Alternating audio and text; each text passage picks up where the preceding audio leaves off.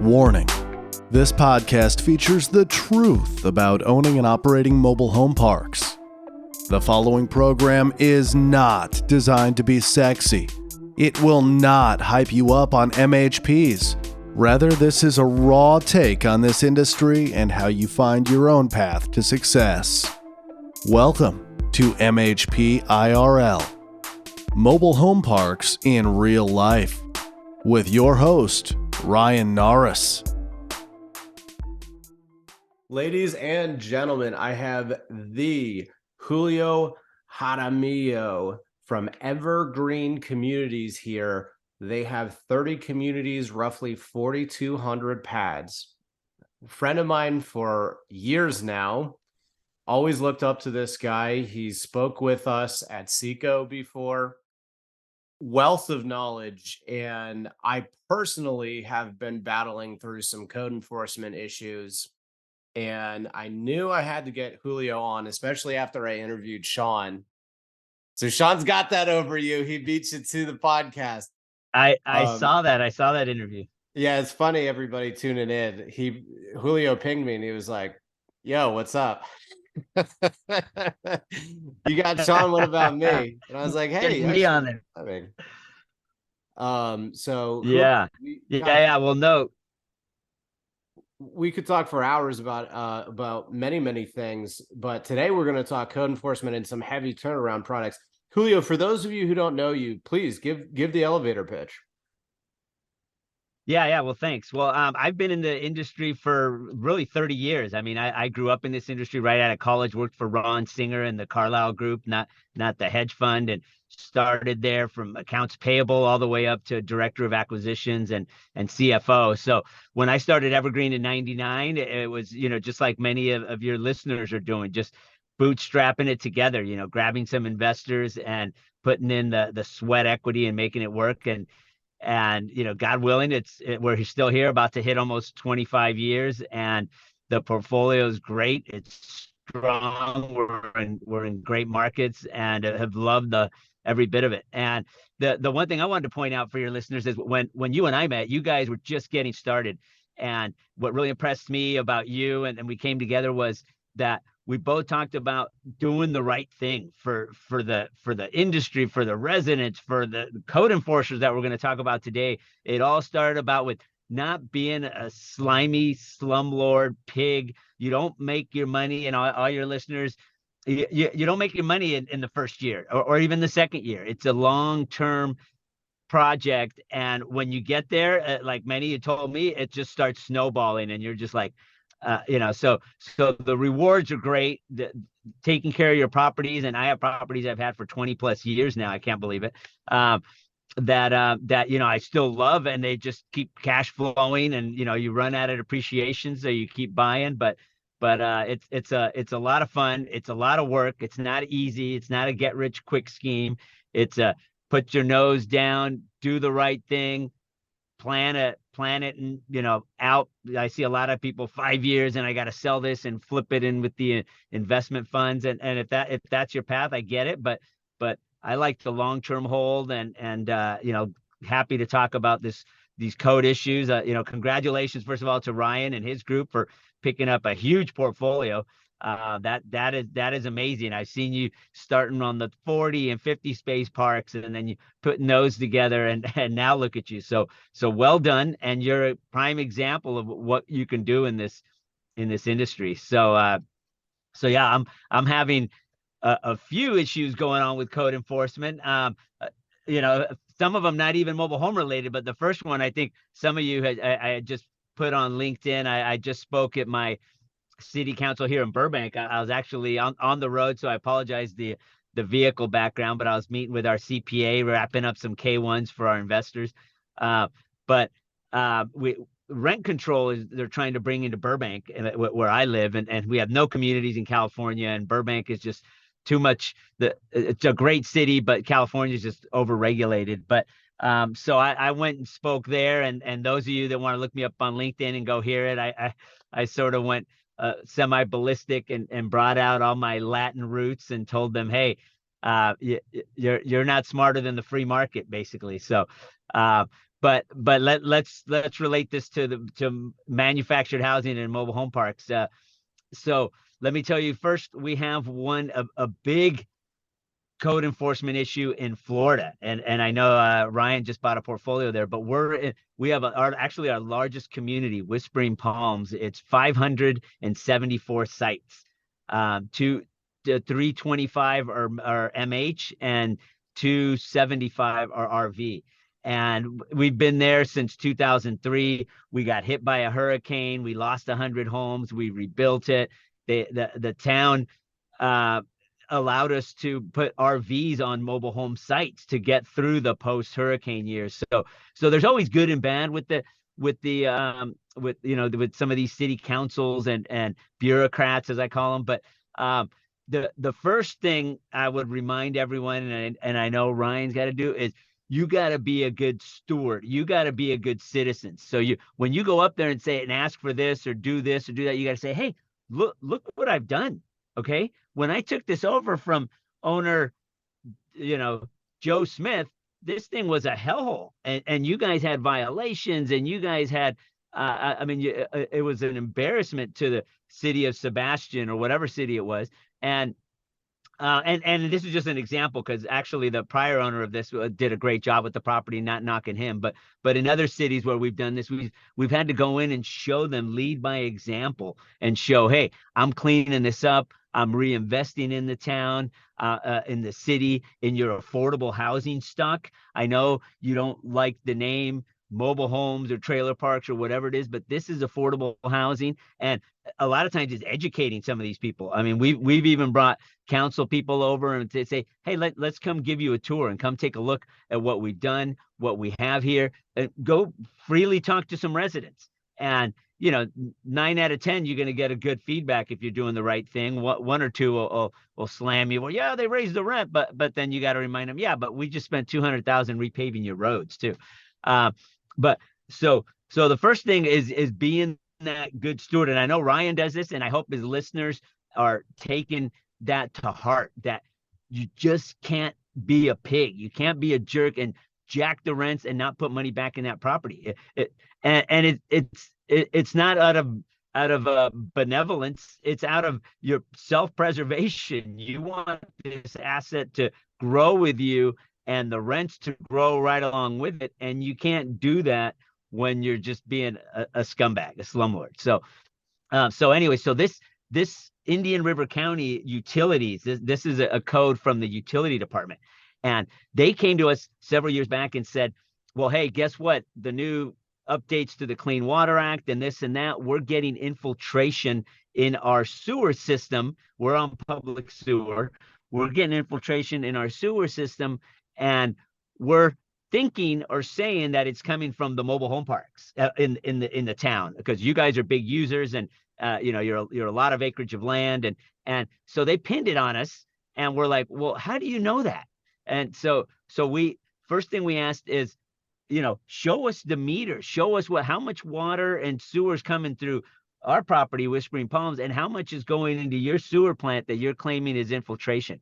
And it's so bizarre, because this has gone on for several years now, and they have made us reinvest in the property. We've lined many of our lines with grout and lining, and we spent over probably $1.5 million on the sewer lines, and the property's great. It's amazing. It operates well. And most of this is one of my pet peeves of the free market is when you have a monopoly, and these cities are a monopoly. They can tell you what they want, and you don't have many options. You don't have competitors. They can come start fining you. They can require you to do things, and you're like, well, what can I do? Your final recourse is the law and lawsuits. And in this case, we filed a lawsuit against this town, and this is how brazen they are. So they told us we had infiltration. They send us this utility bill, and it doesn't even show usage. There's no beginning meter number and ending meter usage. It just says they list it as a past due item on a bill and say, you have you owe $9,000. This is direct from, this just came off the presses yesterday. We got our bill from December 19th through January 23rd of 2023. And it said $9,000 in infiltration costs. And we're like, okay, again, and this has been going back for years. Well, where did this number come from? Show us. And they refuse. They say, no, that's just what we're telling you. Now, the month before that, November, say 18th through December 19th, the bill came with $0 in infiltration. So try to explain that to somebody, anybody who uses logic. Say, so we had zero infiltration in November and then $9,000 worth in December. And granted, there was some more rain, and we've plugged RV caps, and we've redone manholes. We've done everything to deal with these, again, these supposed infiltration issues.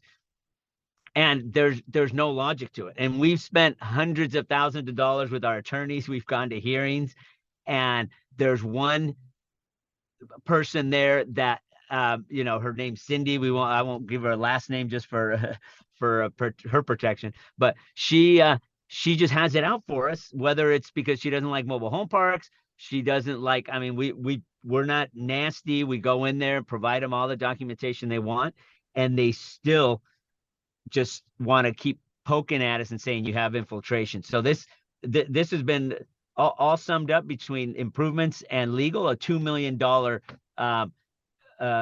basically issue that has still not gone away. They said they were going to fine us. They never fined us because they know they don't have any grounds to, and they know we've rebuilt the system, but they still haven't taken us off of infiltration. And they put an order, basically a knock on our title saying, hey, you're under, I'm searching for the word, but you're basically in violation of this ordinance. And yeah, and it's just horrific. But yeah, I'll shoot at some questions and then go to another, but that's a big one. Well, there's so much to unpack there. I'll start here. United States of America, baby, land Yeah. of the free, home of the brave. Yet we are still afraid of what we don't know and don't understand. And I cannot agree with you more. I am a huge believer in the free market. The problem is we don't have a free market when there's one show in town. It's either crony capitalism, nepotistic, or despotic in a way, because it's one little local guy who owns a sign store who doesn't know anything about anything other than selling signs to other businesses. And you're going to tell me this man's going to make macroeconomic decisions, and microeconomic decisions, and understand law and this, that, and the other thing? No, they run it like the Wild West, and it's embarrassing. And when they have it out for you, it's the worst. And a big reason why I wanted to bring you on, Julio, to talk about this specifically is because a $2 million deal, I mean, that's just, or deal with code is just, oh my gosh, I can't even imagine what that would do to the little guy, because that's what unites you and I. What has united us for years is we just have this never ending passion to do the right thing and to fight for affordable housing, because mobile home parks, whether people want to admit it or not, is one of the last avenues of affordable housing for reasonable pricing in this country. It just is. It just is. And if counties and NIMBYism would just go away, it would be, we could do a lot of good. And I want people who are good people to get off the sidelines and get in the game and not be intimidated by the wrong county or municipality or whatever, because you're right, it's a monopoly. And what I'll say is, as a little aside, is it's been popularized to just trash the landlord. Oh, it's the landlord raising my rents. And it's like the landlord also is getting hosed by inflation, because prices to maintain septics are up. Prices for materials are up. Taxes are up. Like, interest rates are up, for crying out loud. Like, everything is going up. I don't want to have to raise your rent above and beyond whatever inflation is. But for crying out loud, when people act stupid, the 1 out of 100, and you have to take legal action, or you have to fight to get them out, or this, that, the other thing, or they're, setting fire to things. Like, we have to bake in a little bit of profit. That's an okay thing. Profit's not a bad word. That's an okay thing. That does not mean that landlords are the bad guy. If there's a bad guy, and I think you'll agree with me here, Julio, it's the zoning and planning department. Yeah. What needs to happen is we need to have more density. What we need to have is a lot less red tape to allow development of more units, because if demand is growing and supply is flat, price goes up. That's not an evil landlord. That's basic economics, right? So bingo. Yep. If you look at a place like San Francisco, California, per capita, it has like the most amount of single family home residences in the country. It's something like 90% are single family homes, or something astronomical that pops off the page. And when you look at it, you're like, the answer is just density. The answer is just more units to bring supply up. So when we look at this, the right answer isn't to gang up on the landlord. If we're ganging up on anybody, let's go hose the zoning department. But where I want to take this right now is, how do you, first off, maybe this is a character question for you. Like, how do you keep your cool when you're dealing with people who are uneducated and on a power trip, underpaid, and they're undereducated, and they have a power stick and they're going to whack you with you? How do you keep your composure, number one? And for the little guys and gals listening in who want to get into this space, or are in this space and they don't have $2 million to shell out, like, how can they go about, what advice do you have for the little mobile home park owner who's getting attacked by corrupt local politicians? Yeah. No, great question.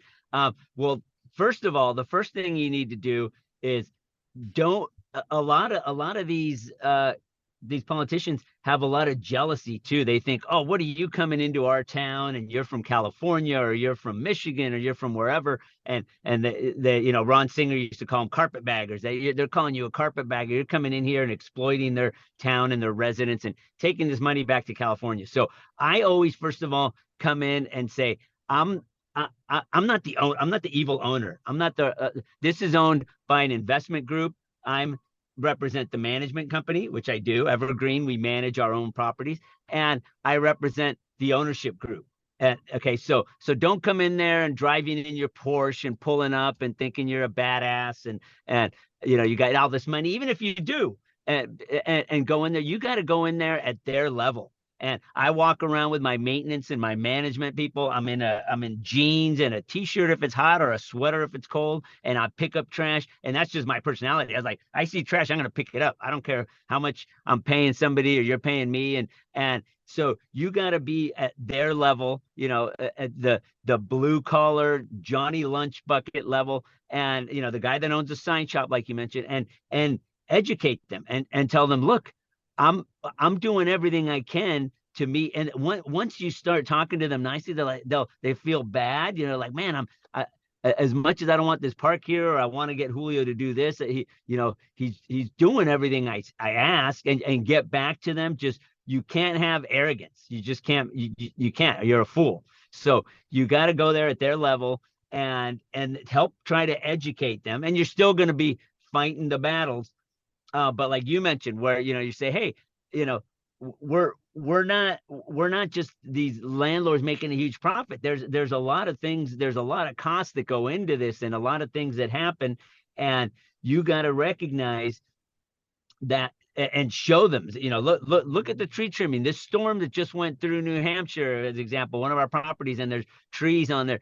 And the first thing, people have freeze ups, even when it's the resident's own responsibility. They come looking to us. Well, you come looking to us for the answer and for the payment, and even things act of God. But when rents go up, you're complaining about it. Well, there's a lot of costs in there. So first thing is image. Go in there and be reasonable. And then the second part of it is, and I'm gonna give you one other example here. So So, I get it on the 2 million. I mean, this is a big asset, and this was 20 years in when we were able to spend this $2 million on this. And of course we didn't want to, but we've had the small properties. We bought one up in New Hampshire, 156 site community, all potholes on a hill, but just good area. And we went in there, and now New Hampshire has implemented a semi form of a rent control that they have you put on your rent increase letters that if you increase your rents over $15, arbitrary, it doesn't matter if your rents are 200 and you're going up 15, or your rents are 500 and you're going up 15. If you increase your rents over $15 and more than 51% of the residents sign a petition to go to arbitration, you need to provide on the letter who's going to handle it, and the landlord has to pay for it. So we had to put that on there, and we went in, spent $200,000, did all new roads. On top of that, the residents had these little vouchers for their trash bags. They would have to buy $3 a bag voucher and take their bags to the landfill, which wasn't happening when we bought the property. And we went and did inspections behind some people's yards. There were 20 bags of trash. And so I'm telling the inspector, I'm like, you shouldn't be as much concerned about our rent increase. So we went in and put in a $35 rent increase after doing $200,000 of road work. We added trash service at about $2,900, call it $3,000 a month, to come in and do regular weekly trash service, because these people weren't paying for their trash they were just storing it. The majority were just being lazy about it, storing trash on the property. So you got to just go back to that logic and tell these so now we're about to go between this arbitration board, and I'm happy to do it. I'm saying, you're lucky it was only $35. My numbers should have been a $70, $60, $70 rent increase. But we know that you're all, and you have to remind your investors and the owners that, I spoke to this at one of the George Allen conferences, it doesn't matter if you're $100, $200, $300 under market. Your residents are mostly living check to check, or they're on Social Security, or they're on disability, or they're working at the Walmart or something, and they're not going to absorb $100, $150 rent increase. It's foolish. You're kidding yourself. And again, that goes back to the pig factor. You're being an idiot. You're calling attention to yourself from these towns and these rent control boards that are now hitting Colorado. It started in New York. It's going around, the nation. And so you got to be a responsible owner, so you can say, hey, look at me, councilman. I'm doing the right thing. I can't vouch for anyone else, but you're coming at me, and I'm trying to do the right thing and provide good, clean, safe, adequate, affordable housing in the city of X. And and so when you do that, at least you can say that and put your face to it, and go up there and say, I'm doing my part. Now you're putting the screws on me and driving me out of business. You're driving my rent increase because you're making me do X, B, Y, and Z. And so you got to really just narrow that down and then educate the council people. I mean, you got to go to some of those meetings. You got to call them. When they call you, you can't, as much as, again, they're bureaucrats, and like we both said, they have this unwarranted control over your property that but you just got to sort of respond and say, okay, and have them prove it to you. Well, can I see that in the ordinance in writing? Can you show that to me? Because you'll get someone new will come in, and the same property, Whispering Palms in Florida, it's right along US 1, and a new council member came in, Betty Davis, and that was her real name, and she was saying, we need to put a agricultural barrier along US 1 so the back of our mobile homes aren't seen from the road.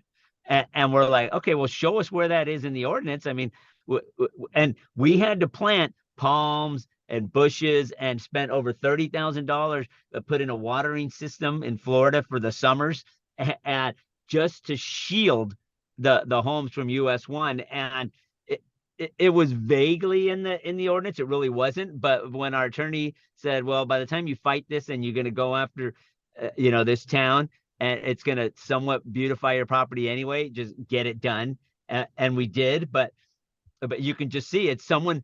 And then we found out with our manager who lived there, and she's like, "Oh yeah, Betty drives by here every day to and from her home Oh, to of course. the yeah." And there you Oh go. my And then gosh. you have this person Come says, on, I don't want to look man. at I don't want to look at mobile homes, and so I want them to put a barrier. So you get the idea. But yeah, it's in each city there's no conformity. Each city's different, each bureaucrat's different, so you're having to sort of maneuver around it. But at the same time, don't let it scare you. You know, the new operators that are coming in and say, man, I mean, every business, every real estate is going to have zoning issues, and whether it's industrial or whatever. But so don't let it scare you, but do your due diligence, find out, all right, what am I dealing with?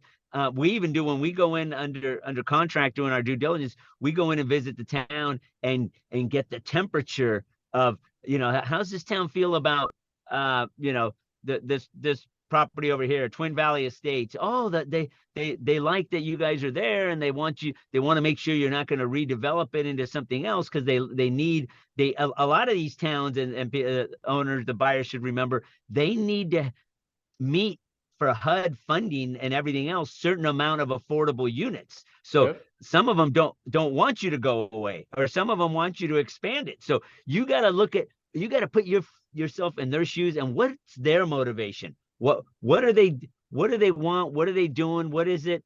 And I can go into another story after I'll let you speak. I talk a lot, but I always think, who's my audience? Who's my reader? What do they want? What do they want to hear? What are they looking for?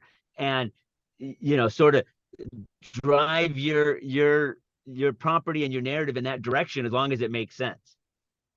I love everything you just said. It's, again, so much to unpack there. What I would start by saying is just, I'll echo the frustration. I've had a local guy shut down my ability to get permits on electrical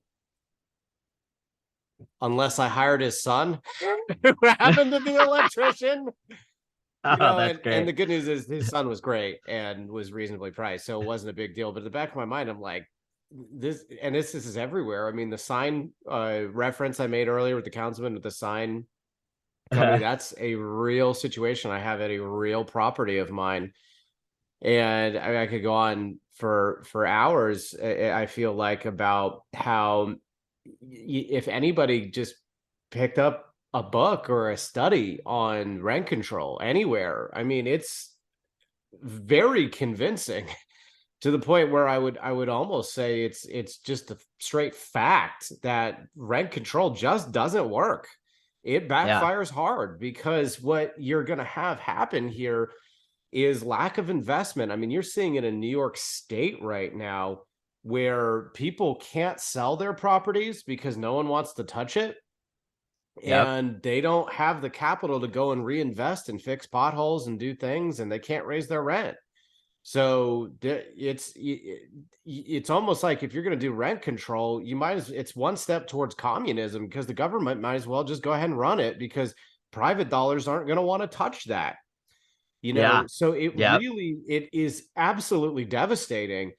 However, I can also see the flip side of that coin, which is there are a lot of idiots out there. And you and I, Julio, we've bonded over this for years. When you have that one idiot or that one company that makes a mistake and they overraise capital, or they're over optimistic in their underwriting, and then they go, oh no, I have to raise rents, or even just, it may not be, like I said, it may not even be greed. It may just be stupidity or over optimism, where, oh, I can just go in and raise rent $200, whatever. It's, $500 below market. So $200 isn't a big deal to people who live paycheck to paycheck, right? Like, people who don't, like, are you even thinking, those are the folks, I think you and I together, as with this podcast and this group that we've really put together, like, we want to usher in good landlords, because it's the greedy, stupid, over-optimistic people who are going to force the hand of politicians to put some kind of stop on, whether it's greed, stupidity, whatever you want to call it. I get it. You're going to force their hand, and like, again, with what I said earlier about maybe the bad guy isn't the landlord, maybe it's the zoning department. Like maybe the answer is to partner with the landlord and the owners of these affordable housing units. If you're not going to allow new affordable housing units to be built, or you're going to do something like get mad and whack someone with the power stick because you want, to look at agriculture on your way to work instead of the back of a mobile home, and then all of a sudden the mobile home park's got to raise their rent to pay for that, you know, maybe the bad guy here isn't the landlord at all. Maybe the people we should be working with and encouraging to do the right thing are the landlords. Yeah. So from that perspective, it's like, I'm dealing with an issue right now. I'm winning, but at what price? Like I just had to shell out $6,000 for one case that I won because the city, I can't recoup attorney costs even when I win if it's a municipality or county in certain situations. Yeah. So imagine that. You're right. You've never passed a bar exam in your life. You've read the piece of paper. You've read what they're saying. And you're like, this is a layup of a case. And you have two attorneys on it who read it. And they're like, this is a layup of a case. You go to court and you win. And they're not going to, and you got to shell out $6,000 because of some local idiot. This happens again and again and again. And I would love to hear your take on it, Julio, but mine is when you're dealing with local, stupid, uneducated, mean and vindictive, greedy, corrupt, and even if they're perfectly fine. And I have situations where I legitimately have code enforcement issues that I tell all my employees, code enforcement's your number one priority always. That and safety, and they really go hand in hand always. Code enforcement person shows up, that's now your job. You follow them around, you get them what they need. You make people safe. But I've had this happen on more than one occasion where they show up to something legitimate, and instead of communicating with me, they walk around the whole property and they go, I don't like that, I don't like that, boom. And all of a sudden you have 30 orange stickers on homes that maybe have a violation, and maybe you have a handful of true violations you should address, and then 9 months later finally they sign off on everything. But Julio, what I've done, and I'd love your take on it, is I love the show up in your work boots and your work pants. I love that. Not your Porsche. And if you don't have a Porsche, even better, right? You need to be able to relate these folks and show them you're not some evil, greedy landlord sitting in a high rise in New York City. You're one of the local boys or gals, and you need to be communicative. You need to be fast. I have some issues right now. I won't say the county, but they've been incredibly reasonable. And the attorneys that we hire just in case are really largely not necessary. They're there just in case someone just tries to whack us with a power stick. What they told me, which just stuck out like a sore thumb, was they're like, we just want compliance. And for the reasonable people out there, the reasonable municipalities and counties and code enforcement departments and building code departments, I couldn't agree more, because there are plenty of slumlords out there who make their job a living hell. And for you to be kind, not arrogant, one of the boys, one of the gals, quick to respond, show them that your heart is truly in the right place. Maybe they're still going to mess with you for 9 months, but eventually they'll go away. I would love to hear your take on that, because that's always really been my strategy. Yeah, no, I agree with that. But it's funny. There's so many different municipalities and views that we bought some properties in Ohio once, and the owner was completely out of compliance, and he was a nasty SOB to everybody in the town, and they sort of just left him alone. They were like, they're like, we're not going to get anywhere with this guy. So then we came in and we said, hey, we're going to clean this up anyway. We want to get into compliance.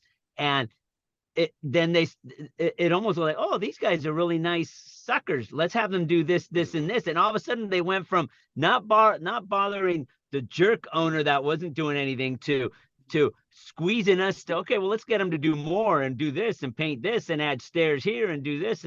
And we're like, well, you weren't doing that to the previous owner. And they're like, well, yeah, because he never responded. Okay, so now we're responding and we're getting, so yeah, there is the problem is the local government. Yeah. Oh, it always is. But right.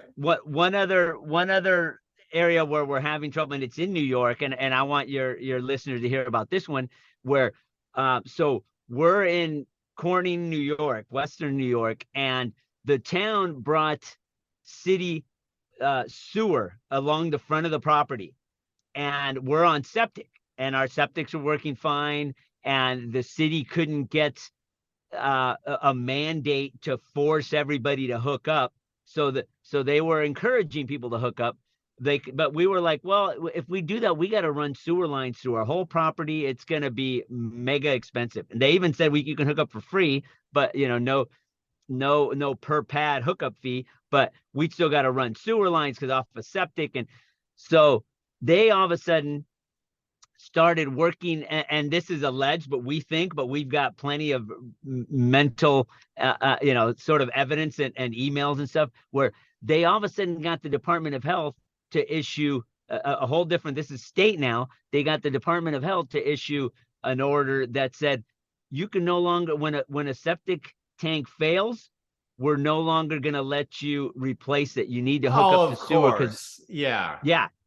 Right. So because there's sewer in front of your property and there's no reason, and they'll get into the climate issues. I'm like, what are you talking about? I mean, who knows? But they forced us to now, as a septic fails, we got to connect into their sewer, and the town's just cheering it on because they get that many more users onto their system. So they are just as evil as a bad landlord if depending on the people. No one wants to gang up on them. And it's so unbelievably frustrating to be like us, good stewards. You use that phrase earlier, and I can't agree with that more. There is nothing more that I want to do on my deathbed outside of friends and family. What I want to reflect on my deathbed is the good I did with the time I had here.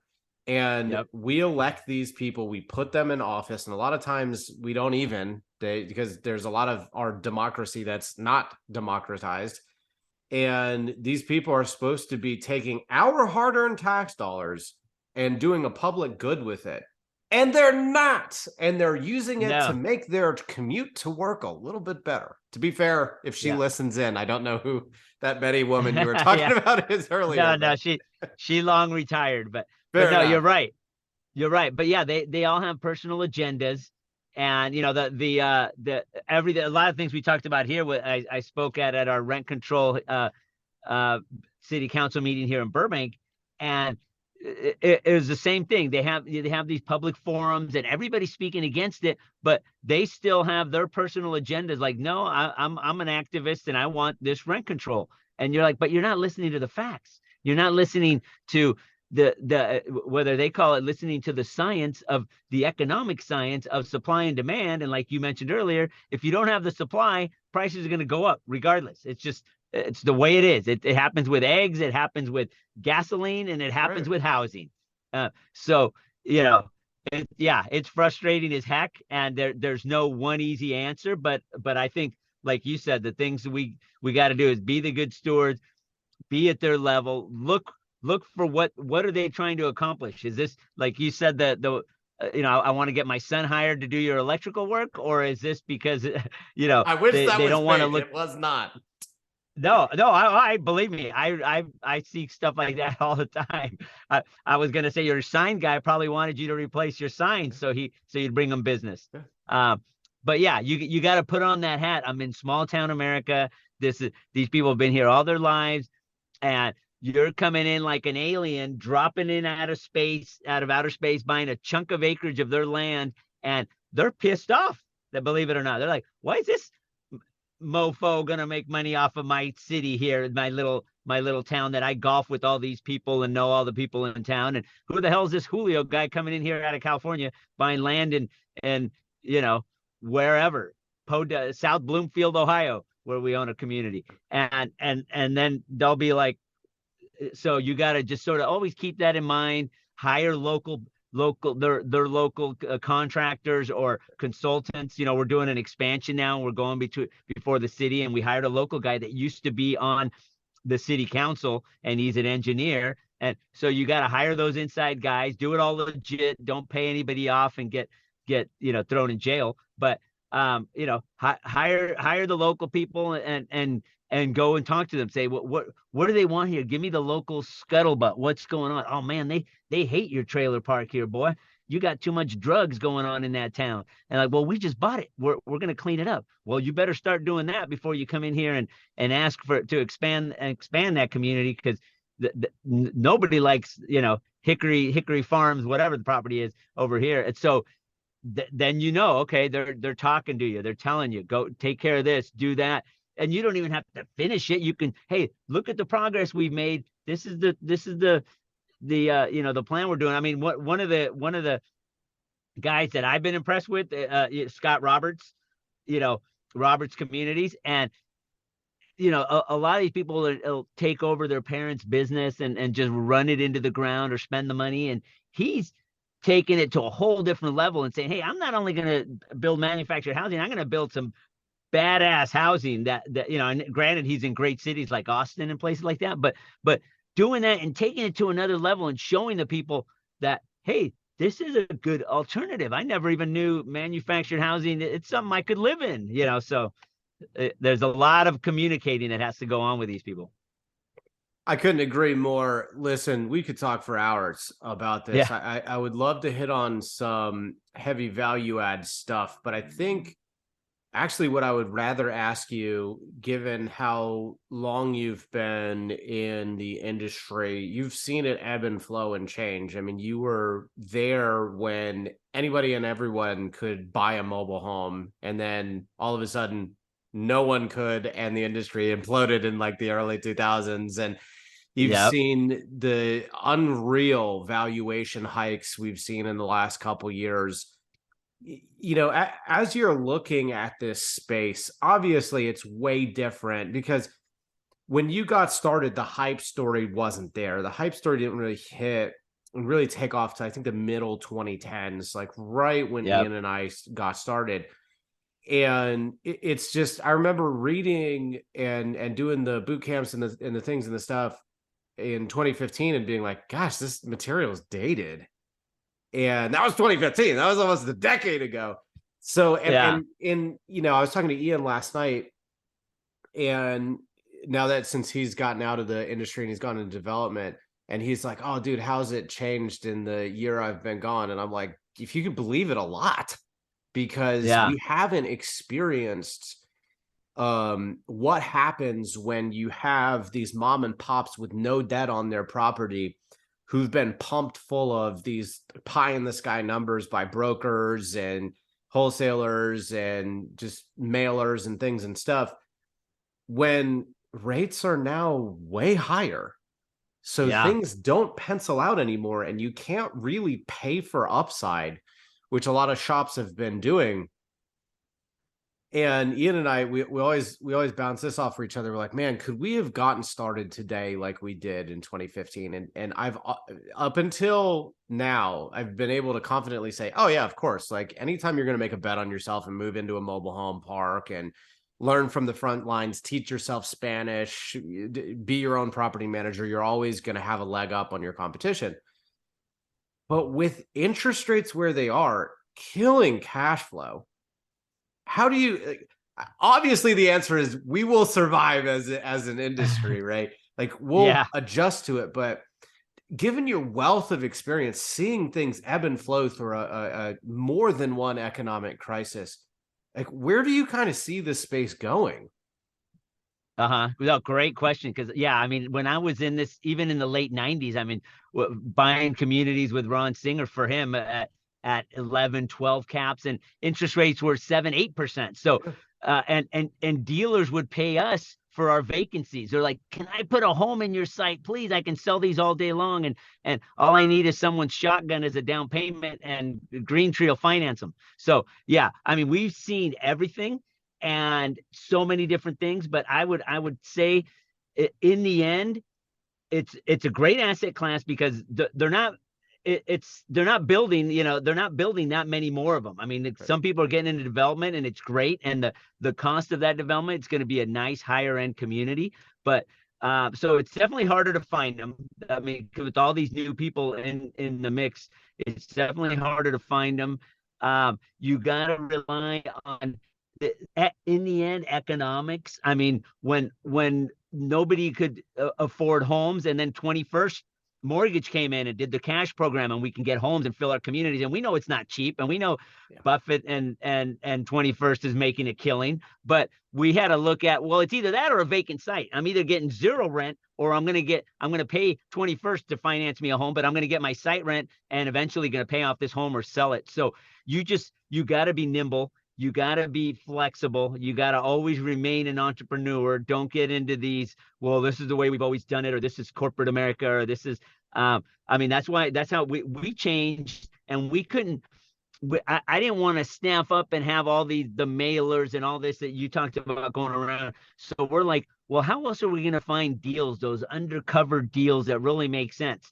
And that's how I started the joint ventures that I've done now with Sean. I've done with a fellow, Joe Roy, who we own 4 communities in New Hampshire. John Briggs, we're on our 6th, and he's out right now in Mississippi looking for more. Is to not get greedy and say, all right, you're bringing me the deal, I'm bringing you expertise and capital, and let's do the 1 + 1 = 3. Together, we're going to have an asset that individually I would have never seen, and you would have never had the ability to buy. And so you got to get creative working with sellers, seller financing. Let them say, all right. We had a seller right now who someone had put in his ear, oh, your park's worth $8 million. It's not. It's barely worth 6, and he still hasn't sold it. And we still coming back to him and say, hey, we're gonna take care of your property. We're not going to retrade you. We're not going to play games with you. When we get under contract, we come with the intention to close. We're not going to try to resell this. So it's all about just being straight, direct, and redirecting your approach, and not going down the squirrely, slimy side. You don't need that many of these. That's what I tell. Like I was telling Sean, Sean would send me this. What about this? I'm like, Sean, you got to get yourself into 4, 5, 6 of these with your sweat equity and our capital, and take care of our investors. And from there, those are going to grow. And then you'll find another one. We buy now 1 or 2 a year. And trust me, the cash flow is, I'm now investing in a bunch of other stuff because let me.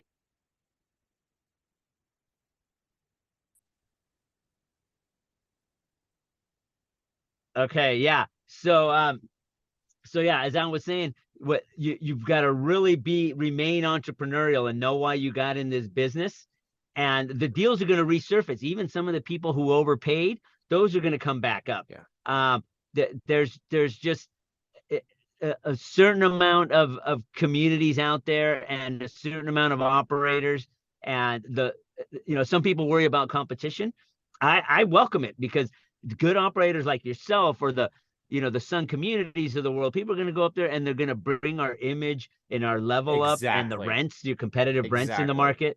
And so those communities, and those are going to fill up. And so when people say, wow, that's a great community over there. Okay, well, go look at, Apple Valley, Julio's community over here at Evergreen owns, and they may have some homes they're selling, and you can do that rising tide. So yeah, it's not easy, but I get it. A lot of these people think they're going to walk into this great deal. And I've heard you telling Sean, it's going to take you a year or 2 to even find that first deal. And then all those relationships will start coming into fruition. I love it. Listen, I want to echo what you said about generosity, and I'll throw in kindness, because I think what I've seen in this space, a lot of folks who've kind of plateaued in terms of what they were able to buy, what they're buying. A lot of times they had a wonderful relationship sitting in their lap, and they got greedy. And the same goes for their residents. They get greedy. Oh, I can easily jam $250 lot rents here and not reinvest in the communities. And man, when it comes to equity, when it comes to your residents, when it comes to just all the way around, as long as you can put food on the table for yourself and you can find a way to get a fair deal, generosity is the way to lean, in my opinion, because I think at the end of the day, an unfair deal, whether it's a resident or an equity or whatever, eventually when somebody feels like they have the raw end of the stick, they're gonna wake up and they're gonna make the phone call. And Yep. that has happened to me before. And the good news is this individual was incredibly reasonable, as was I, if you'd ask him. And we're still friends to this day. And we're like, we'll definitely do another deal. But he presented an equity structure for me, and I was like, what? That sounds great. Okay. And when he was like, wait a minute, that we did that wrong. Eventually I was like, hey, well, you signed up for this. And then I went, you know what? No, that's not fair. Generosity saves relationships, and kindness when it comes to your residents and these code enforcement and even if folks don't deserve your kindness still always wins.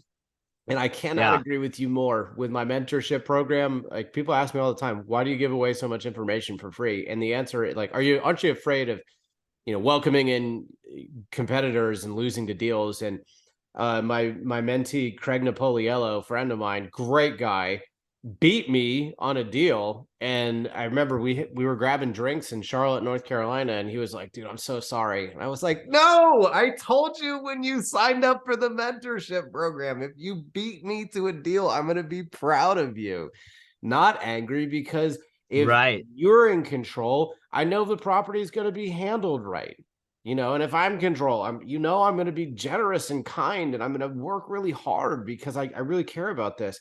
Where that property is not in the hands of someone who's just going to jam rents and leave potholes and trash and drugs and stuff all the time because the money is coming in. So I think, I'm not afraid to welcome in good competition into the space, because we want that.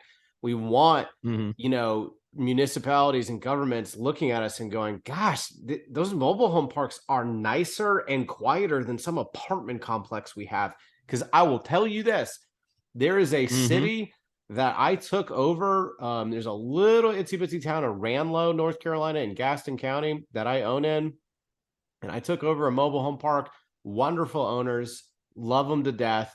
They just if you ask them, they got tired of running it. And when it was time to sell, it was time to sell, and it got out of control for them, and they were ready to bow out. And Ian and I were ready to get in there and rock and roll. And we fought through some really difficult stuff. But to this day, if you go to the town of Ranlow and you talk to the local folks, they may not directly tell you, but you could tell they're like, this is actually a really nice community now.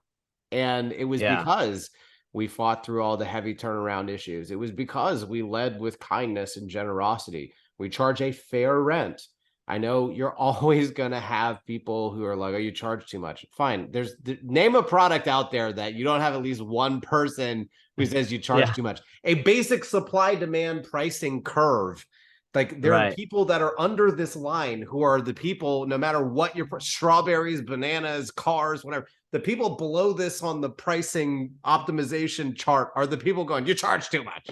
Like, of course, that always happens. That's basic economics, But what I'll say is, like, it is a battle worth fighting for. And I've been so proud to kind of model what I do after what you've done so well, Julio, over the years. I've really looked up to you a lot. I mean, happy to say it publicly. We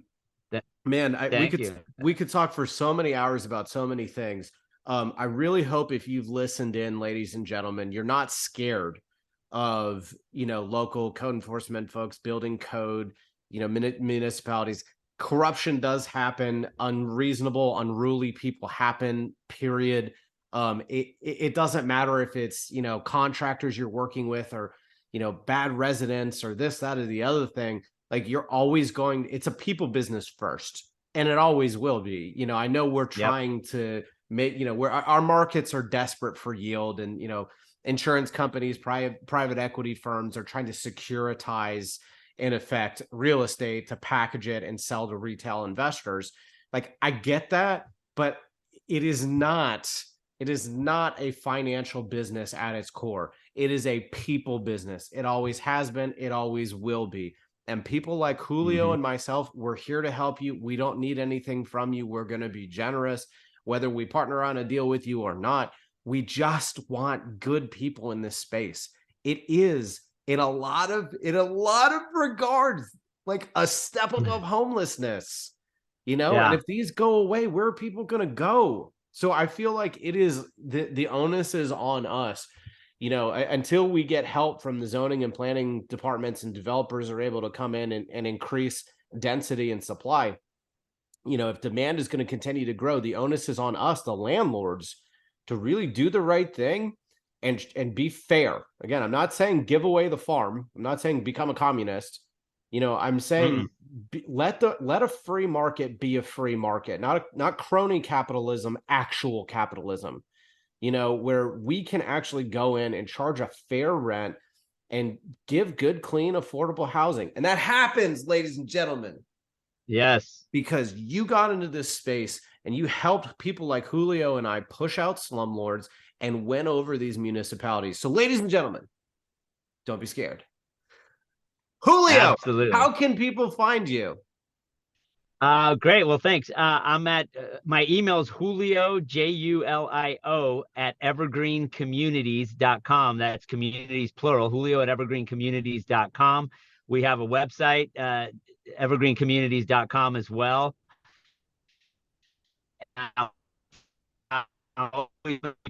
Just like get feedback on deals and open to doing deals with people that make sense, and we're not going to buy everywhere or everything, and you don't need to own everything. You just got to own and be responsible, and I agree. I echo everything Ryan said. Don't be afraid of it.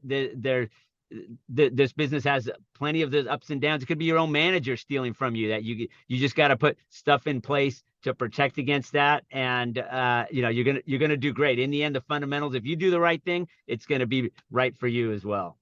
Julio, I can't thank you enough for coming on, man. So thank you. Awesome. Yeah, appreciate being on. Rock and roll. Anytime. Happy to do it anytime. Thanks, Ryan. All right.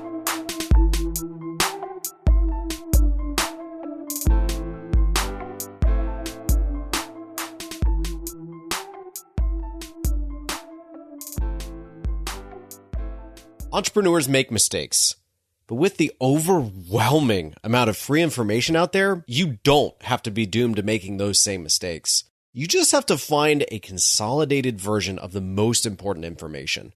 What if I told you I'll gift you all of my DD mistakes I've made over the years for free? Just leave me a 5-star review, screenshot the review after it goes live, and email it to me at my website, archimedesgrp.com. Afterwards, join our Facebook group, Mobile Home Park Mastermind. You'll find hundreds of other mobile home park owners sharing ideas, contractors, and deals. It's free to join, and we would absolutely love having you join us.